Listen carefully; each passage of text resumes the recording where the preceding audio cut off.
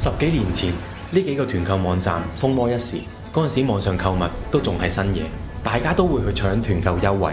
時至今日，大部分呢啲平台都唔見咗，現象背後其實隱藏住一個慘痛嘅營銷故事。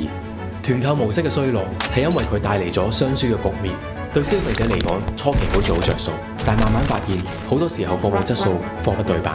更誇張嘅係，去餐廳要坐團購位，book 嘅時間又永遠 full晒，消費者體驗非常差。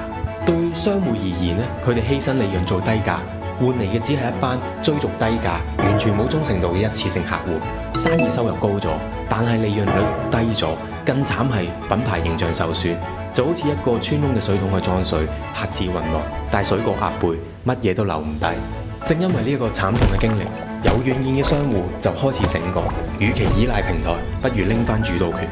之後我哋就見到大量嘅網店出現，從團購沒落到網店興起，呢一段歷史啟示咗我哋，一個品牌最重要嘅資產係你同客戶之間嘅直接關係。消費者體驗永遠係品牌產品或者服務嘅最終結果。如果你都想整網店，歡迎嚟揾我哋傾下。